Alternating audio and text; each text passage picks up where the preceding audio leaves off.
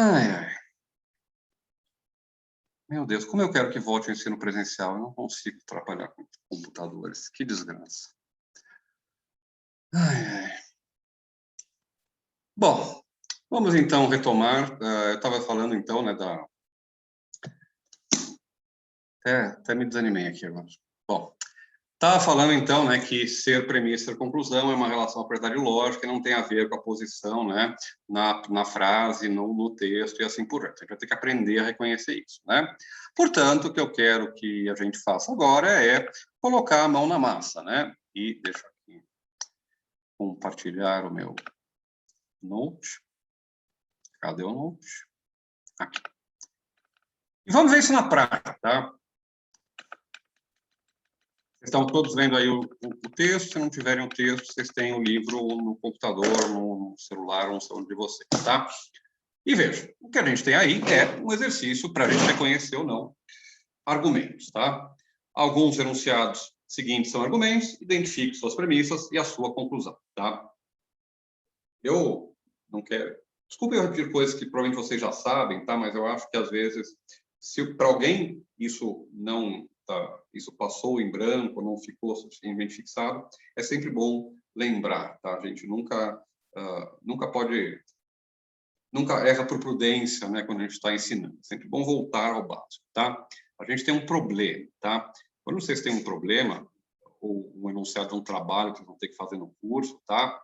90% da dificuldade é entender o problema, entender o que está sendo perguntado, tá? Quando o professor de política, ou de estética, ou de história da filosofia moderna passar um trabalho para vocês, discuta o conceito tal no filósofo tal, né? Ou você concorda com tal coisa? O mais importante, o mais difícil, muitas vezes, é entender o que está sendo pedido. Depois que a gente entende o que está sendo pedido, a gente sabe o que a gente precisa fazer ou não. A gente não entende o enunciado do problema, a gente não sabe avançar e fica empacado, né? Então, isso vale aquilo que eu estava dizendo antes para o Cristiano, né? Quando a gente não entende, a gente tem que buscar entender por que a gente não está entendendo, e saber, né, onde é que está a nossa dificuldade. Bom, quando a gente tem um problema desses, tem duas coisas que estão pedindo para a gente, né? Primeiro, ele fala: alguns dos enunciados seguintes são argumentos, tá? Identifique as suas premissas e a sua conclusão. Parece que ele está pedindo uma coisa só, né? Identificar suas premissas e conclusão. Mas ele afirmou antes que alguns dos enunciados são argumentos. Se não é argumento, não tem premissa e conclusão. Para ser argumento, tem que ter premissa e conclusão. Só tem premissa e conclusão se for argumento. Então, quando não é argumento, não tem... Meu gato está espirrando agora.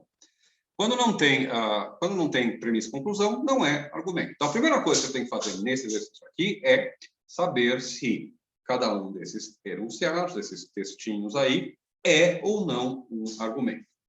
Segunda coisa, segundo passo. Se for um argumento, eu tenho que identificar qual é a premissa e qual é a conclusão. Tá certo? Como é que a gente faz isso? Lembre-se lá daquela parte, que eu não sei se foi gravado ou não, agora que a gente já perdeu metade da aula, né? Mas lembre-se que, para reconhecer um argumento, é sempre a mesma coisa.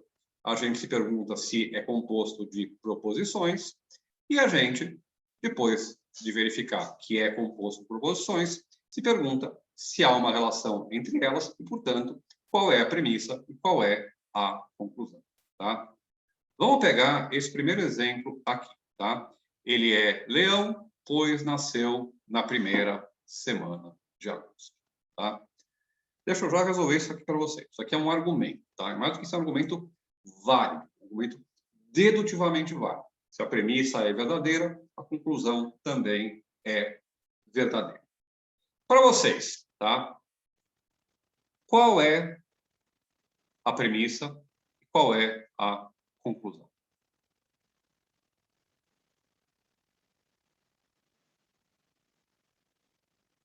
Quem se arrisca? Alguém ia falar? Pode falar. Ele é leão é a conclusão e a premissa é pois ele nasceu na primeira semana de agosto. Muito bem. E como é que você sabe que ele é leão é a conclusão e ele nasceu na primeira semana de agosto é a premissa? Como é que você chegou a essa conclusão? Porque...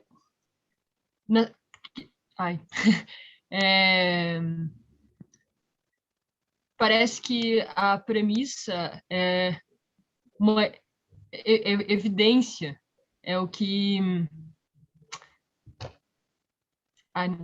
motivo, que justifica, é o que né? motiva, que justifica. Se ele nasceu, então, né, quem nasce na primeira semana de agosto é do signo de Leão. Isso, muito bem. Vamos refazer aqui você está certíssimo, né? Vamos refazer aqui o raciocínio que foi feito. Vocês prestem atenção em várias coisas aqui, tá? Eu sei que pode ter gente que está olhando isso, já entendeu, já quer ir para frente, tá? Mas eu sempre sigo 2 métodos pedagógicos, tá? O método Jekyll Stripador, a gente sempre vai por partes, tá? E o método Martinho da Vila, devagar, devagar, devagarinho, tá? Vai com calma. Vamos com calma para tudo ficar, para essas coisas básicas ficarem fixadas, tá? Então vamos lá. Ele é leão, pois nasceu na primeira semana de agosto. Vamos verificar se isso é um argumento. Como? Passando todas as regras que a gente aprendeu.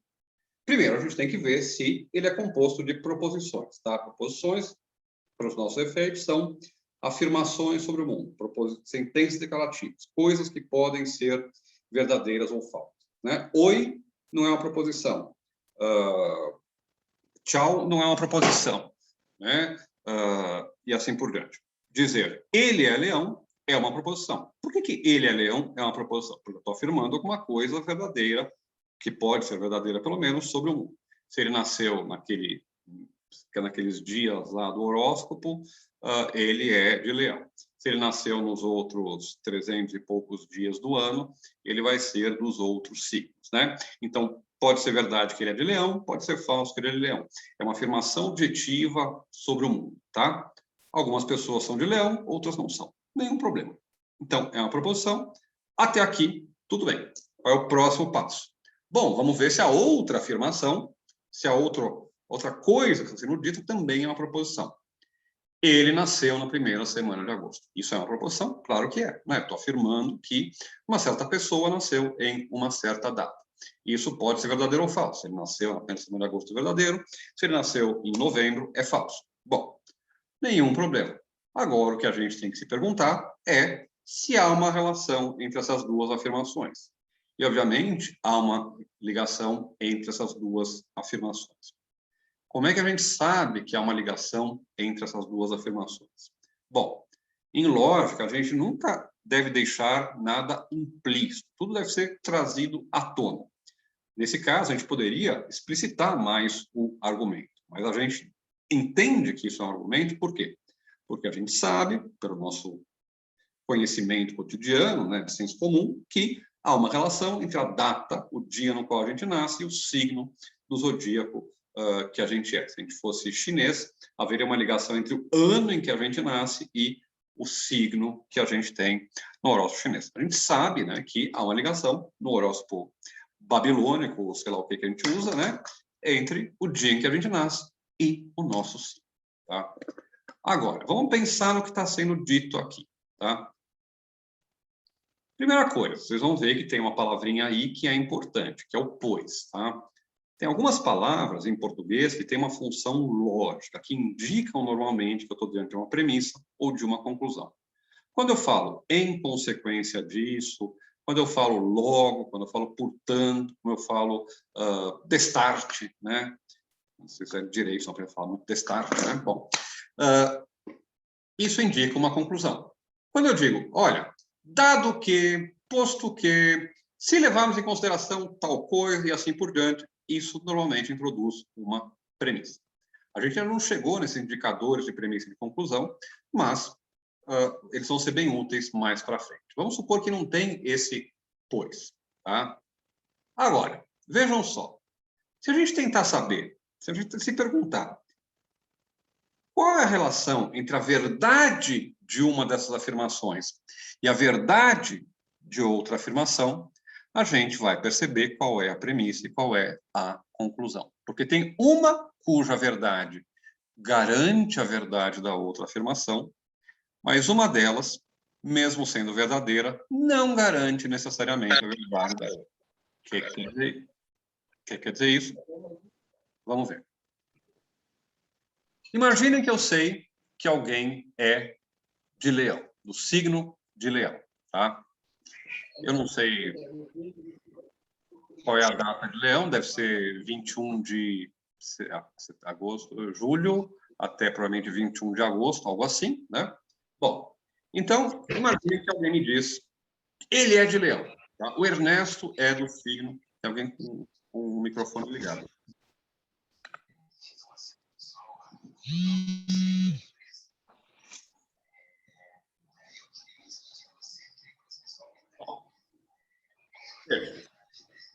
O fato de alguém ser de Leão garante que ele nasceu na primeira semana de agosto? Eu digo.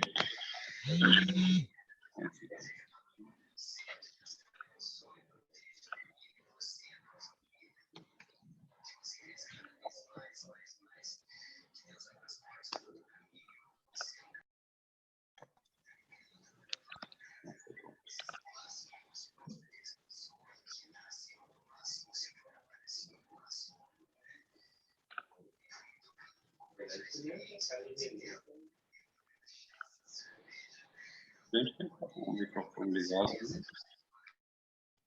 Não estou conseguindo descobrir. Bom, vamos lá. Acho que é o Nicolas. Nicolas. Tá? Vamos lá.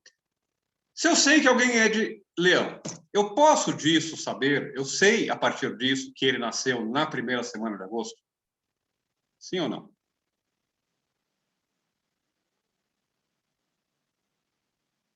Não todos ao mesmo tempo, gente. Se eu sei que alguém é de Leão, eu sei que ele nasceu na primeira semana de agosto? Não. Por que eu não sei que ele nasceu na primeira semana de agosto? Porque alguém pode ser de Leão e ter nascido na última semana de julho, na segunda semana de agosto ou na terceira semana de agosto, tá? O fato de alguém ser de Leão não garante a verdade de alguém ter nascido na primeira semana de agosto. Então, o fato dele ser de Leão não garante que é verdade que ele nasceu na primeira semana de agosto. Então, ele ser Leão não pode ser a premissa para eu concluir que ele nasceu na primeira semana de agosto. Agora, o fato de alguém ter nascido na primeira semana de agosto é razão suficiente, motivo suficiente, tá? Justificação suficiente para eu concluir que esse alguém é do signo de Leão, tá? Se alguém nasceu na primeira semana de agosto, se é verdade que alguém nasceu na primeira semana de agosto, também é necessariamente verdade que ele é do signo de Leão. Agora, se alguém é do signo de Leão, isso não implica necessariamente, não é necessariamente verdade que ele nasceu na primeira semana de agosto, porque há 3 outras semanas na qual ele pode ter nascido.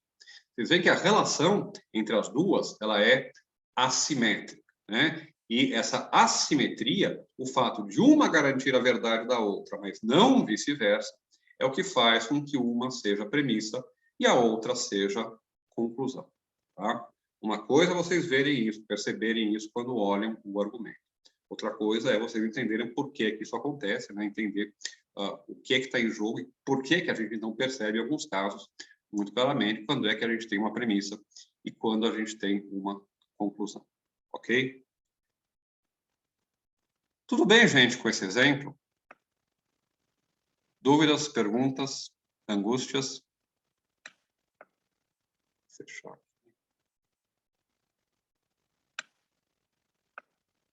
Bom. Agora, veja uma coisa, vamos dar um pulinho para frente e olhem aqui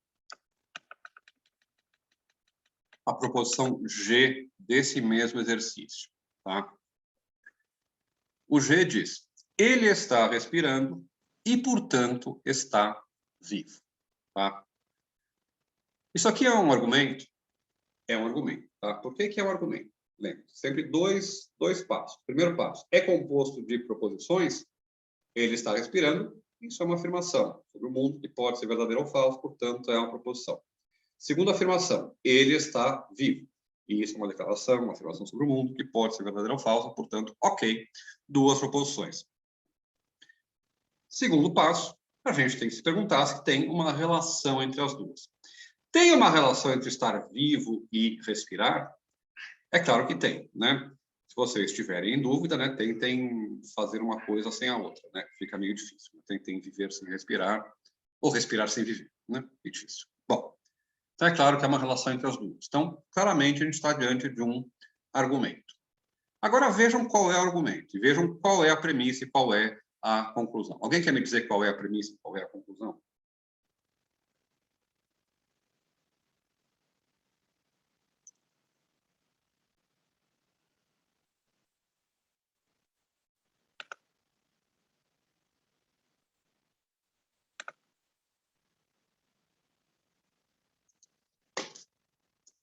Não?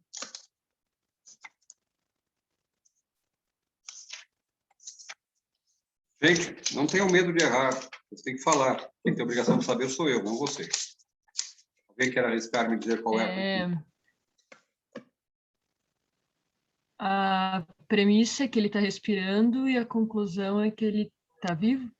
Isso, a conclusão é que ele está vivo. Como é que você sabe que a conclusão é que ele está vivo? O que te levou a chegar a isso?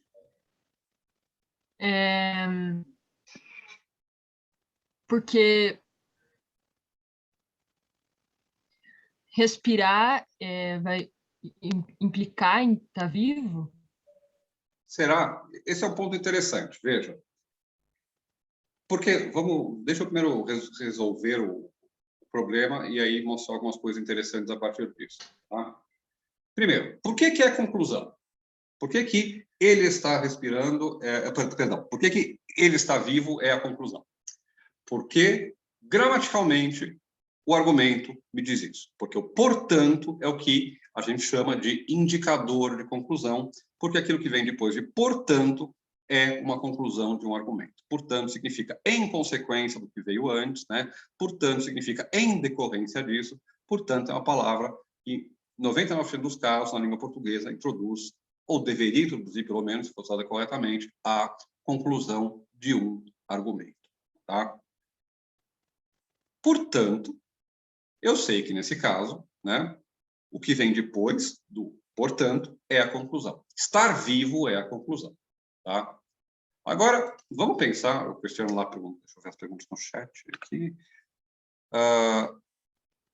Ok, Letícia, Cristiano, ok. Por que uma parte justifica a conclusão? Muito bem, vamos pensar um pouco nisso.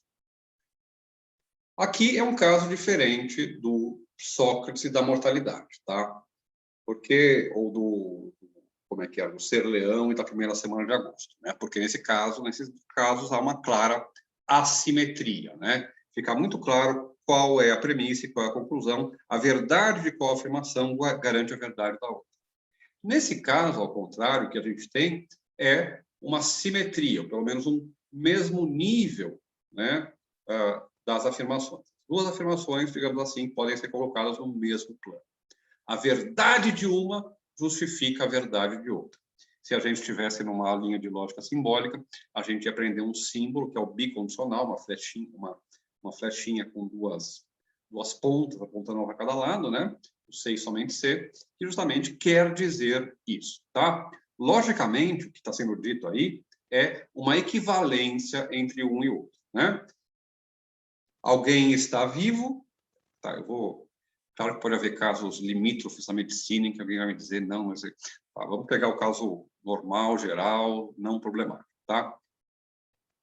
Quando alguém está respirando, sem somente se ele está vivo. Estar vivo é condição para respirar. Um não pode ir sem o outro. E vice-versa, né?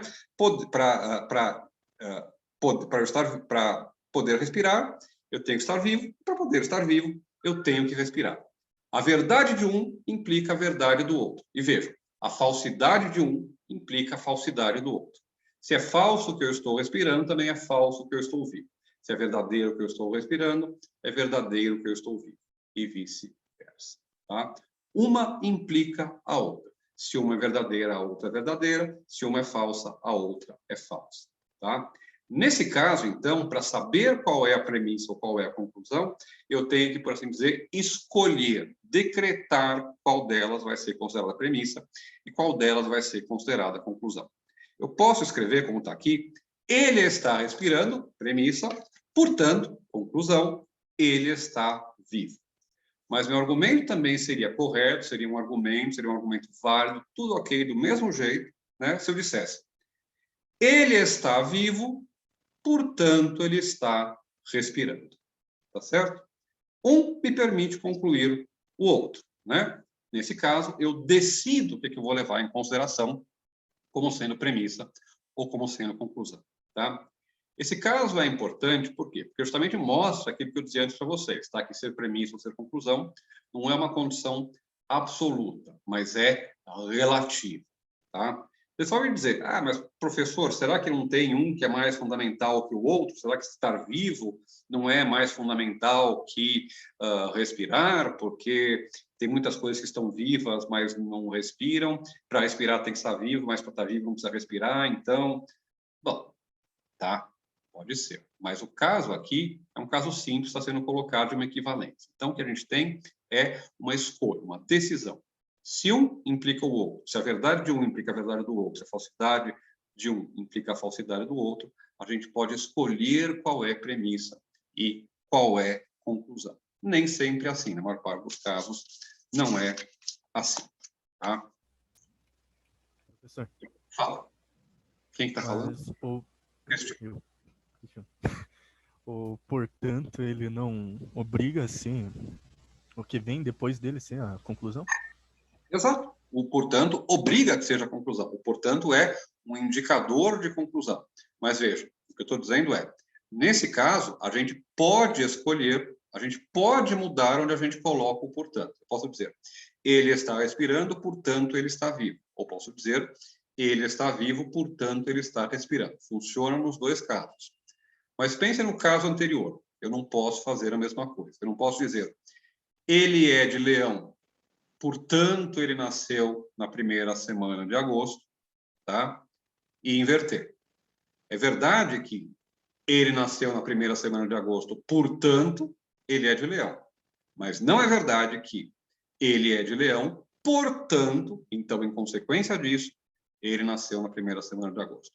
A verdade de que ele é de Leão não implica a verdade de que ele nasceu na primeira semana de agosto, tá?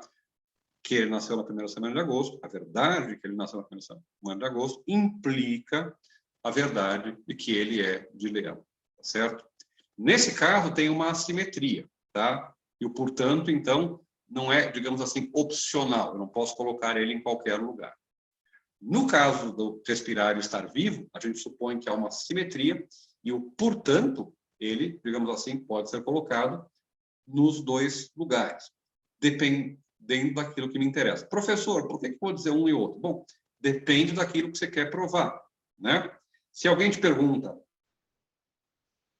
Ok, vamos lá. Como eu dizia, né? Bom, depende do que você quer provar. Depende do que você quer provar. Se você quer provar que ele está vivo, né? O teu está vivo é a conclusão dele estar respirando. Se você quer provar que ele está respirando, se o que te interessa é provar que ele está respirando, ele estar vivo é a tua premissa para provar que ele está respirando. Nesse caso, então, é absolutamente opcional, né? Fica a minha escolha o que vai ser premissa, o que vai ser conclusão. Nem sempre é assim. Na maior parte dos casos, não é assim, tá? Tudo bem, gente? Vamos fazer mais um ou dois antes da gente se encaminhar para o final, só para eu mostrar um pouquinho mais como é que isso funciona. E vocês vão ver que à medida que a gente vai vendo exemplos, as coisas vão ficando mais concretas, imagino para vocês, espero pelo menos, tá? Vamos voltar um pouquinho para cima. Lá. E vamos aqui para o B, tá? Como a economia pode ser melhorada? O déficit comercial está crescendo todo dia, tá? Isto aqui é um argumento?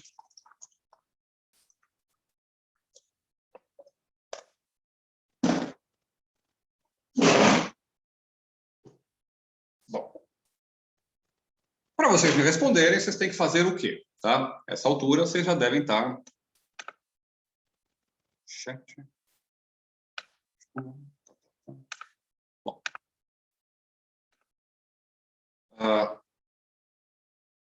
que vocês têm que fazer? Vocês têm que se perguntar, primeiro, se trata de proposições. Se o nosso texto, se a nossa expressão, nosso conjunto linguístico é composto de proposições ou não. E segundo, se há uma relação entre essas proposições, se há uma relação de ser premissa e ser conclusão. Esse texto aí, ele é composto de proposições, de declarações, de sentenças afirmativas sobre o mundo ou não? E veja, a resposta é não. Do jeito que está aí, não é. Por quê? Porque uma pergunta, como a economia pode ser melhorada, ela não é, em si mesma, nem verdadeira ou falsa. Tá? Proposições, aquilo que pode ser premissa ou conclusão, é uma afirmação, uma declaração, uma coisa que pode ser verdadeira ou falsa. Perguntas, ordens, interjeições, todas essas coisas que a gente usa o tempo todo na linguagem, não são nem verdadeiras nem falsas. Aquilo que interessa em uma pergunta é obter uma resposta. A gente avalia uma pergunta pelo seu sucesso, tá? Em ser respondida, em ser formulada e em ser respondida, tá? Se eu dou uma ordem, se eu falo, façam silêncio, fechem a porta, entreguem o trabalho manuscrito e assim por diante, o que está em questão, o que está em jogo não é verdade e falsidade. Quando eu digo fechem a porta e ninguém fecha a porta, a minha ordem foi fracassada, ela não foi obedecida. Eu falhei em realizar aquilo que eu pretendia. Mas vocês não vão dizer que eu estava mentindo quando eu disse feche a porta, tá certo? A gente não julga perguntas ou imperativos, ordens ou interjeições, né? Me esqueci, né? Que calor, né? E assim por diante, pela sua verdade ou falsidade, mesmo que elas exprimam algo. O que está em questão em todos esses casos são jogos diferentes, usos diferentes da linguagem. Difícil, minha gente. Bom, onde é que eu estava? Então, envolve usos da linguagem que não tem a ver com a verdade ou a falsidade, tá? Se eu entrar aqui e disser para perguntar para vocês, se eu entrar aqui não, se eu entrar na sala, vocês estão na minha frente, eu pergunto para vocês, tudo bem com vocês? Como é que vocês estão hoje? Né? Vocês não vão virar aí para falar, professor, você está mentindo, né? Se alguém diz para você, lave sua louça, né? Depois, lave sua louça quando terminar de comer, vocês não vão dizer que o sujeito é mentiroso ou que ele está dizendo a verdade. Ou vocês vão lavar a louça, ou vocês não vão lavar a louça, tá? Em ordens, em perguntas, em uma série de usos da linguagem, o que está envolvido não é a verdade ou a falsidade. Então, vamos lá. Isso aí é um argumento? Do jeito que está aí, não é um argumento. E por que não é um argumento? Porque ele não é composto de proposições. Perguntas, ordens, interjeições e assim por diante não são proposições. Agora, lembre-se daquilo que eu estava dizendo para vocês, que eu disse, olha, é super importante a gente distinguir forma lógica e forma gramatical. É claro que, às vezes, perguntas funcionam como afirmações, tá? Quando vocês aprontavam alguma coisa lá na casa de vocês, e o pai ou a mãe de vocês pegava o chinelo e falava, você acha isso bonito, moleque? Né? Ela não estava perguntando para vocês a opinião estética sobre aquilo que vocês acabaram de fazer, tá certo? Ela estava afirmando que aquilo que vocês acabaram de fazer era muito feio, tá? Se eu digo para um aluno que está com 3 de média e pergunto para ele, como é que você quer passar com 3 de média? Né? Eu não estou perguntando para ele, né? Ele não tem que começar a me responder, né? Olha, eu vou esperar que os números aumentem, se reproduzam sozinhos e eu passe, né? Não, eu estou dizendo para ele, olha, se você tiver 3 de média, você não vai passar, né? A pergunta é o que a gente chama de pergunta retórica, é uma afirmação disfarçada, né? Por exemplo, quando eu pergunto, isso são horas de chegar, senhor? Né? Eu estou dizendo, você está atrasado. A pergunta, que gramaticalmente é uma pergunta, ela está mascarando uma afirmação. afirmação, a pergunta sobre o atraso de alguém é uma afirmação de que ele está atrasado, tá? Então, nesse caso, do jeito que está, não é um argumento. Mas a gente pode muito bem transformar isso, ou perceber que há um argumento por trás disso. Porque essa pergunta, como a economia pode ser melhorada, é uma pergunta meramente retórica. O que ele está dizendo é, a economia não pode ser melhorada. Tá? É uma afirmação. Então, são duas afirmações, né? A economia não pode ser melhorada, o déficit comercial está crescendo todo dia, tá? São afirmações sobre o mundo? Proposições? Sim, são, né? Que a economia não pode ser melhorada, ou é verdade, o verdadeiro é falso. Ou não tem jeito de melhorar, ou tem algum jeito de melhorar. Se tiver algum jeito, ela é falsa, se não tiver, ela é verdadeira. O déficit comercial está crescendo todo dia? Bom, ou é verdade, todo dia eu vou lá e olho meu déficit comercial, ele cresceu, ou não é verdade. Então, ok, são proposições. Há uma relação entre elas? Bom, a gente não precisa ser economista, né, para saber que é claro que há uma relação entre déficit comercial e a qualidade da economia, embora essa relação seja menos óbvia do que parece, tá? Mas isso não é o tema da nossa aula. Bom, mas o ponto é, o que está sendo dito? Que a economia não pode ser melhorada, pois o déficit comercial está crescendo a cada dia, tá? Por que o déficit está crescendo todo dia? Como o déficit comercial está crescendo todo dia? Então, portanto, logo, não podemos melhorar a economia não pode ser melhorada. Quando a gente reescreve e transforma, então, essa pergunta em uma afirmação, o que a gente tem aí é um argumento que vai da afirmação de que o déficit comercial está crescendo todo dia, a premissa de que o déficit comercial está crescendo todo dia, para a conclusão de que a economia não pode ser melhorada. Tá? Bom, a gente pode se colocar a mesma pergunta que a gente se colocou lá no caso do leão e nascer em agosto, e no caso de respirar e estar vivo. Tem alguma relação? Será que um tem mais, digamos assim, cara ou jeito ou propriedade de ser premissa que o outro? E parece que tem, tá?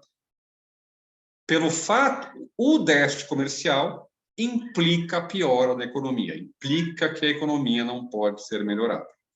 Mas a economia não poder ser melhorada não implica necessariamente déficit comercial, tá? Por quê? Porque se eu tenho uma economia que está estagnada, que não está crescendo nem diminuindo, está estagnada, eu posso não ter déficit nenhum, posso ter, por exemplo, um déficit que vai cair de novo na internet. Your connection is unstable.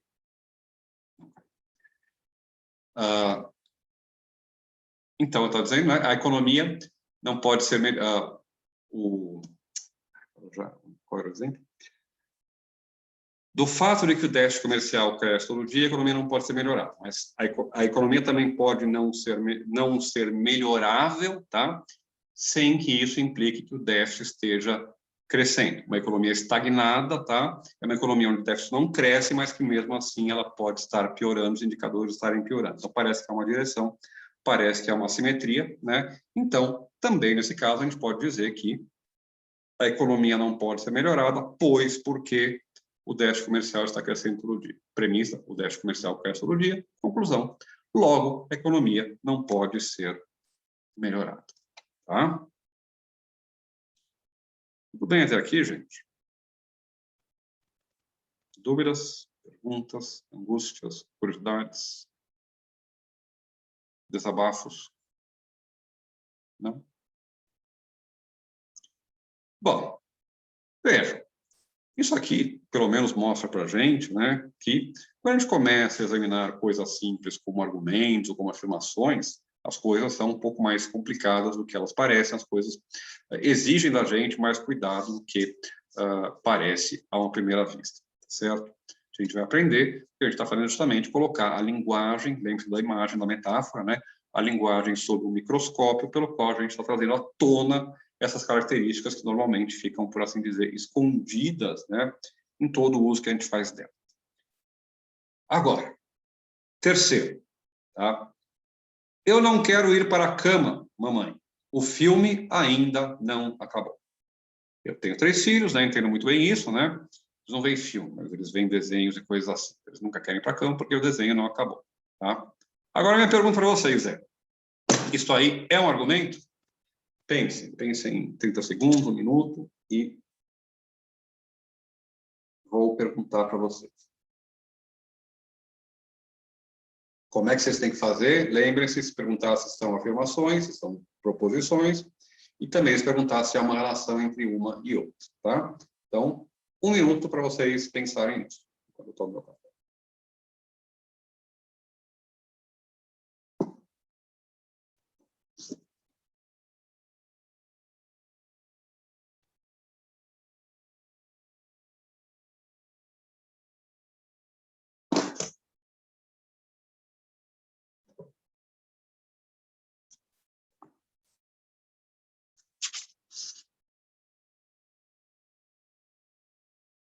Todos decidiram já? Quem acha que isso não é um argumento? Alguém acha que isso não é um argumento?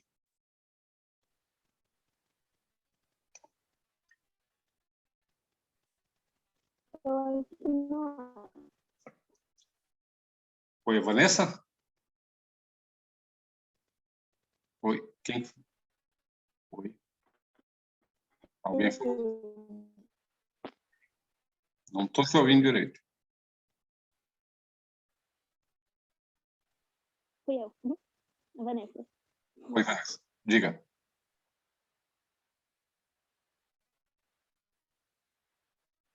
Eu acho que não, porque eu acredito que não tem uma relação entre um e o outro. Por que não tem uma relação? Não acho.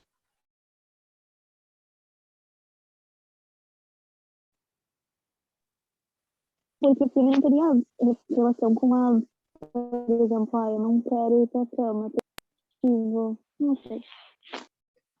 Eu acho que o que você está querendo me dizer, Vanessa, é o seguinte, tá?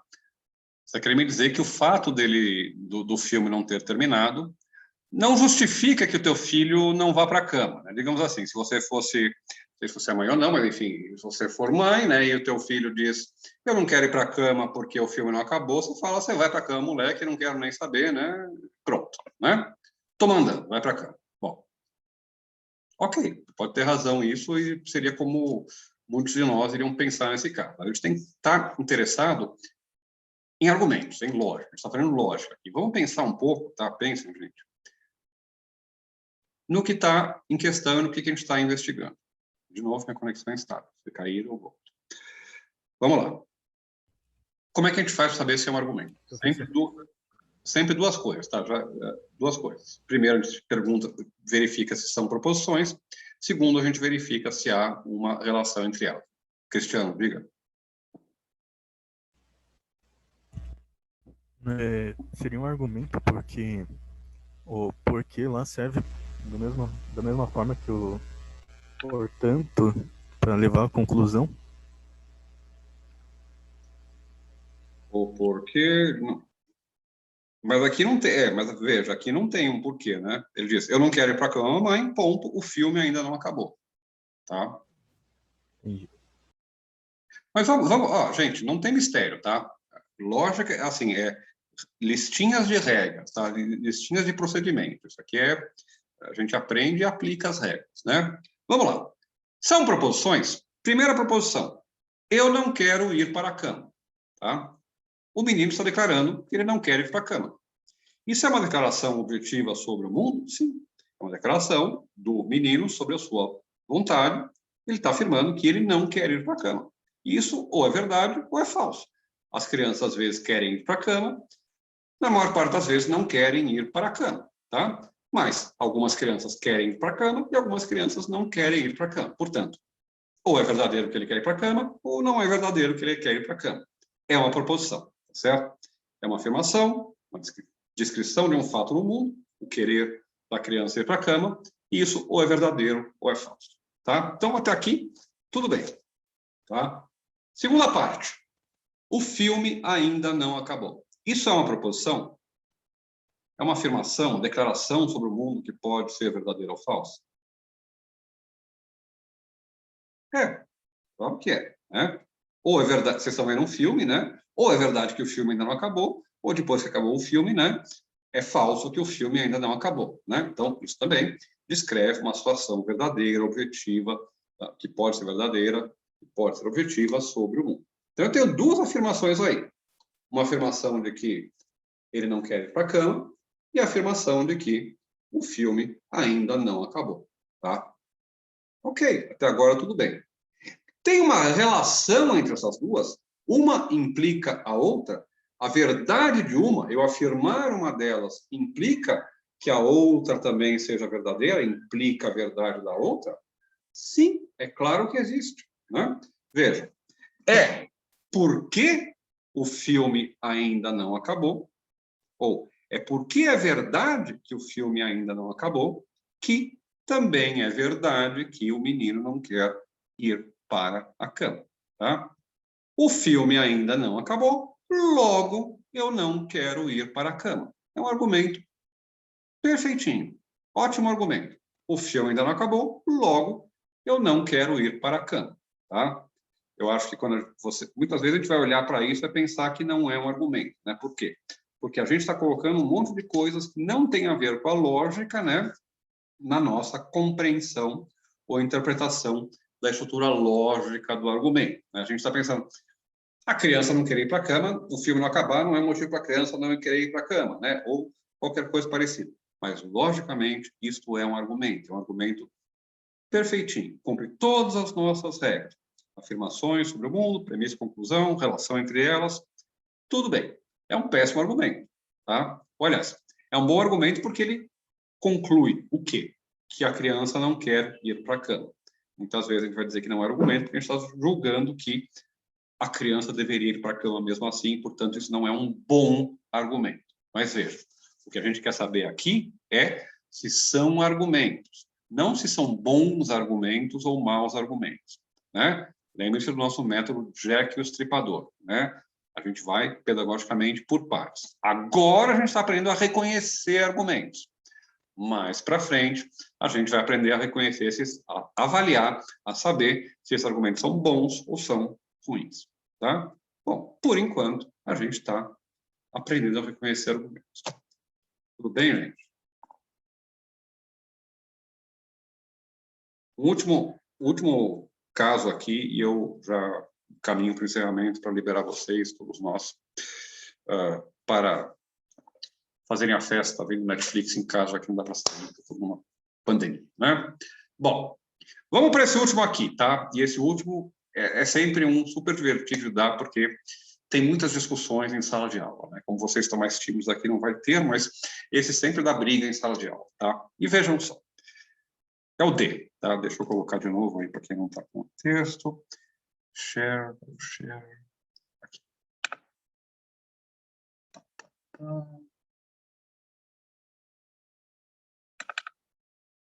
Aqui. O D. O edifício estava em ruínas, coberto de fuligem marrom, numa região abandonada. A fuga dos ratos ressoava pelos corredores. Tá? Bom, e aí? Isto é um argumento ou não é um argumento, minha gente? Pense. Tem um minutinho de silêncio para vocês pensarem, leiam bem, pensem bem. Quais são as perguntas? Se são afirmações, se são proposições e se há uma relação entre elas. Tentem aplicar isso nesse caso aí.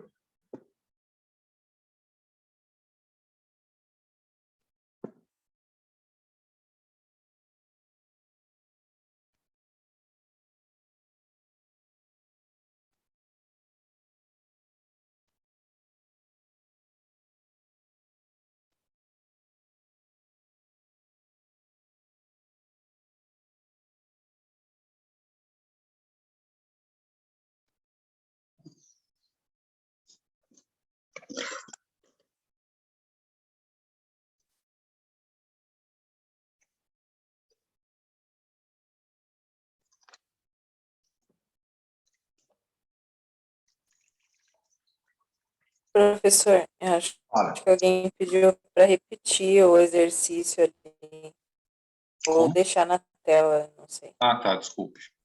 Perdão. Acho,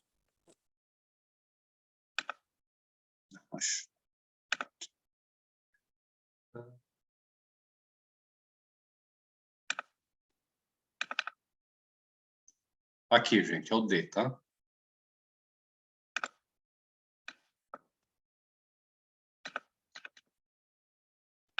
Nossa.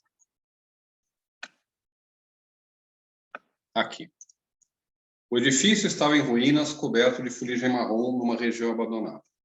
A fuga dos ratos ressoava pelos corredores. Esse é o exercício.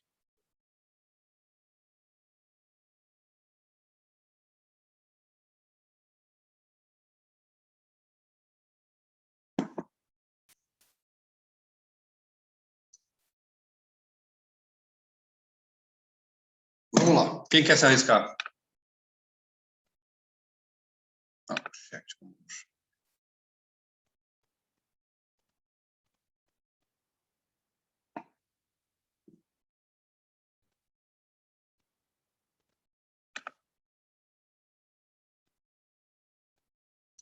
Cristiano conclui que está em ruínas. Muito bem.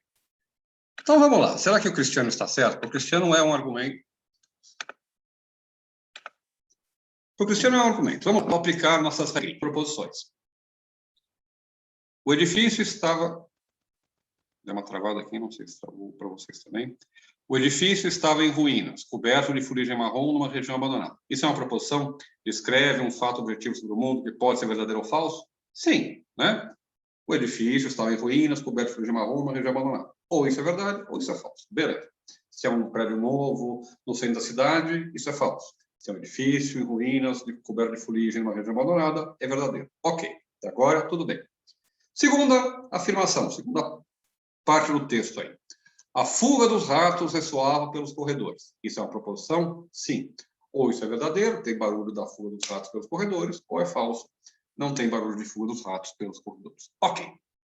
Agora, vocês, o Cristiano, por exemplo, que disse que é um argumento, ele achou que há uma relação entre as duas, tá? Provavelmente há uma relação no nosso, digamos assim, imaginário, ou naquilo que esses termos evocam para a gente, tá? Mas vamos começar a pensar em termos lógicos, tá? O que a gente tem que se perguntar é se a verdade de uma dessas afirmações implica a verdade da outra afirmação, tá? Então, se isso for um argumento, isso implica que o edifício estar em ruínas, blá, blá, blá, implica que a fuga dos ratos ressoava pelos corredores. Ou o contrário, porque não decidi qual é a premissa e qual é a conclusão. Mas implica que um dos dois garante a verdade do outro, tá certo? Agora vamos nos perguntar. Imaginem que eu diga para vocês: o edifício estava em ruínas, coberto de fuligem marrom, numa região abandonada. Minha premissa, tá? O que você vai concluir dessa premissa? Imaginem que eu estou no café, né? Eu estou, mais uma vez, já que não estamos na Unicentro, vamos imaginar que estamos na Unicentro, né? Então, a gente está lá caminhando pelo corredor, né? Vendo lá o piso soltando, a parede suja, tal, chega no café, né? Encontro com a Letícia, com o João, com o Cristiano, né? E falo: pô, gente, acabei de ver um edifício, ele estava em ruínas, coberto de fuligem marrom, numa região abandonada, né? Aí o Cristiano vira para mim: haha, professor, então a fuga dos ratos ressoava pelos corredores, né? Que? Né? Vou falar: o que você tomou, Cristiano? Tem conhaque no seu café, né? Bom, por quê? Porque uma coisa não implica a outra, tá? Não há nada na afirmação de que o edifício estava em ruína, coberto de fuligem marrom, uma região abandonada, que implique que a fuga dos ratos ressoava pelos corredores, tá? Pensem, não tem sentido eu afirmar uma coisa. Imagine que vocês nunca me viram. Eu chego para vocês e falo: o edifício estava em ruínas, coberto de fuligem marrom, numa região abandonada. Vocês vão me olhar com cara de e daí, né? Agora, imagine que eu chego para vocês, nunca encontrei vocês na rua, nunca encontrei vocês na vida, chego para vocês na rua e falo: todos os homens são mortais e Sócrates é homem. Provavelmente você vai achar que eu estou maluco porque eu estou falando com você e nunca falei com você na vida. Mas também você vai pensar que, do fato de todos os homens são mortais e Sócrates é homem, segue-se que Sócrates é mortal, tá? Mas não acontece isso aqui, tá? Veja. E como é que a gente faz para saber que não acontece? A gente tem que imaginar, a gente tem que se perguntar se é possível que um seja verdadeiro e o outro falso. É possível que seja verdadeiro que o edifício estava em ruínas, blá, blá, blá, e mesmo assim não ter fuga de ratos nos corredores? Sim, é claro que é possível.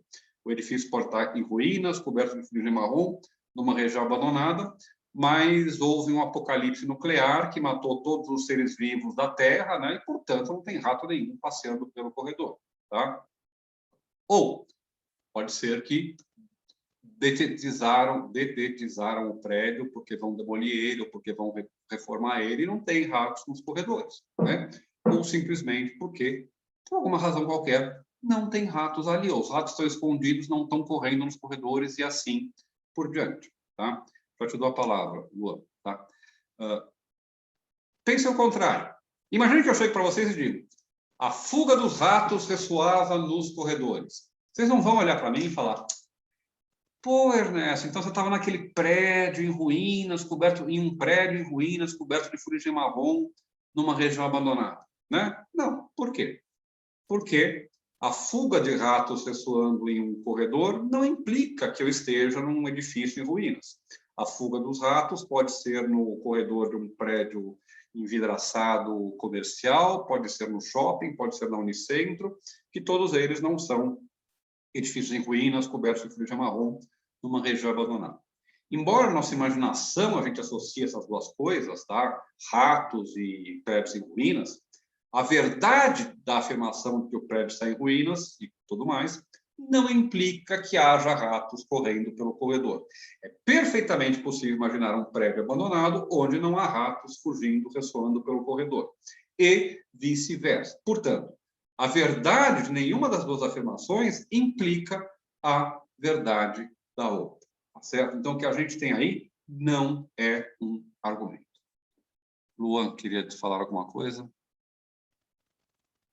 Não, professor, eu ia falar justamente isso, eu ia mudar a ordem, ver se dessa forma seria um argumento.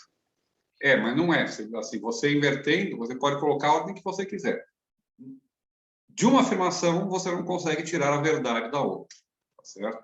Você não tem como concluir uma coisa da outra. Portanto, não é um argumento, tá certo? Então, veja, para a gente concluir, eu liberar vocês, tá? A gente viu várias coisas a respeito de como funciona na prática esse negócio de ser premissa, ser conclusão e assim por diante, tá? A gente viu que, primeiro, são coisas relativas. Nem sempre ser premissa e conclusão varia de acordo com aquilo que a gente está interessado, de acordo com aquilo que a gente quer provar, de acordo com aquilo que a gente quer dizer.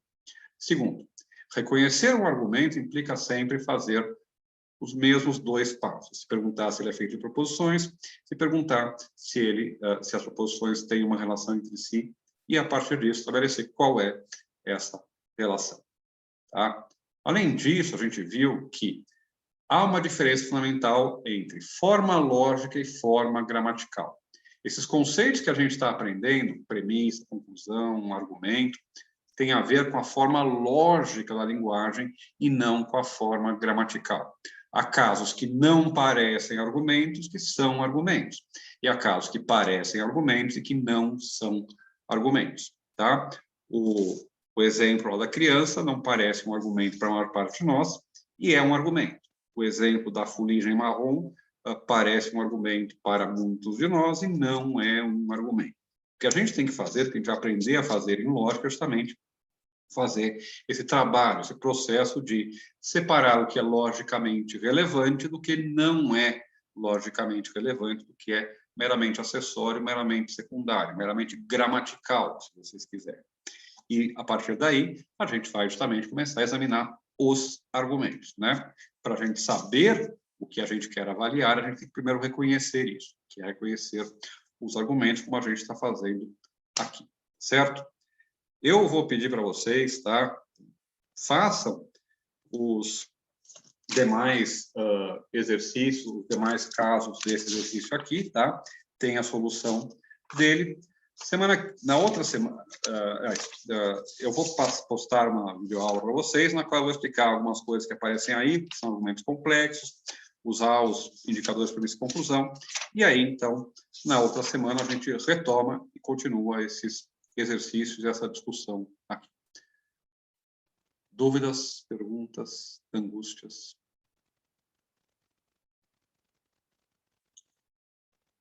Lógica e dialética têm semelhanças? Sim, são palavras do português. Tá? Veja, dialética é uma palavra que significa muitas coisas em filosofia, tá? Dialética tem a ver, obviamente, com diálogo, tá?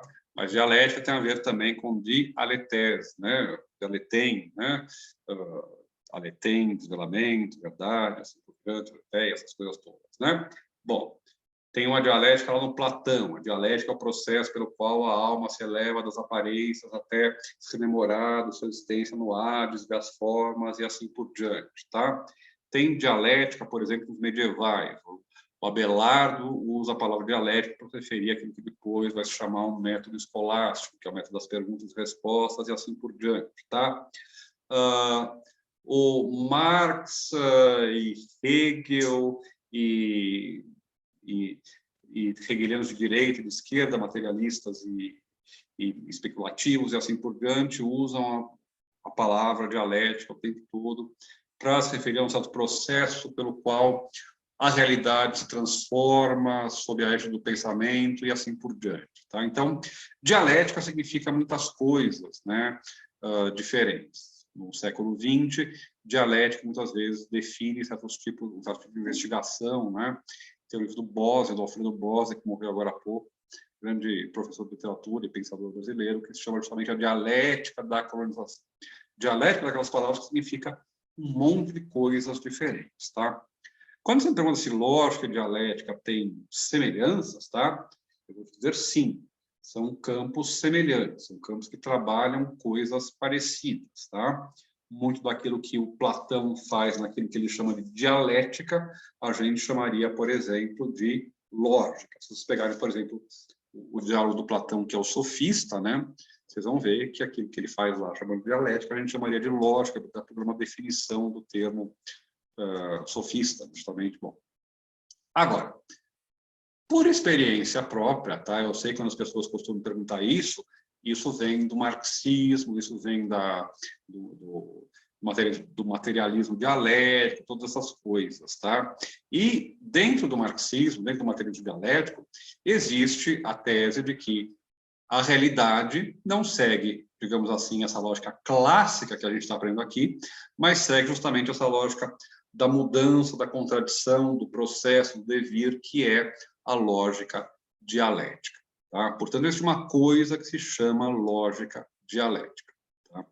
Só que isso que se chama lógica dialética é uma tese, uma posição filosófica de cunho muito mais metafísico e epistemológico do que propriamente lógico. Quando os autores marxistas ou hegelianos falam de dialética, eles estão falando de uma coisa que tem um escopo, um alcance, um objetivo muito maior do que aquele da lógica clássica que a gente está trabalhando aqui. O que a gente quer fazer aqui é descobrir que argumentos são bons e quais são ruins. O que a dialética faz, ou o que a lógica dialética faz, é tentar estabelecer um esquema, uma chave interpretativa para a totalidade da realidade que, em última instância, pressupõe ou permite a identificação entre o nosso pensamento e a realidade. Tá? É uma coisa muito mais ampla, uma coisa muito mais ambiciosa, né? E, portanto, também, por ser mais ambiciosa, mais sujeita a críticas e a dificuldades do que aquilo que a gente faz aqui. Tá? Mas, sim, há uma relação entre a lógica e a dialética. Mas a assim chamada lógica dialética ou dialética materialista e assim por diante não é a mesma coisa que a gente trabalha aqui em lógica, né? Embora as duas, obviamente, conversem, mas são coisas diferentes, tá?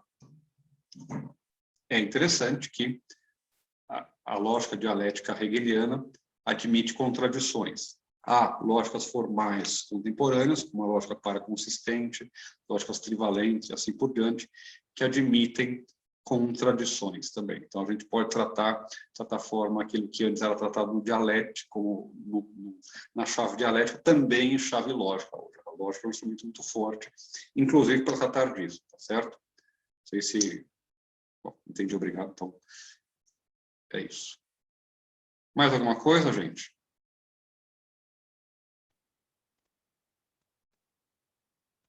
Não?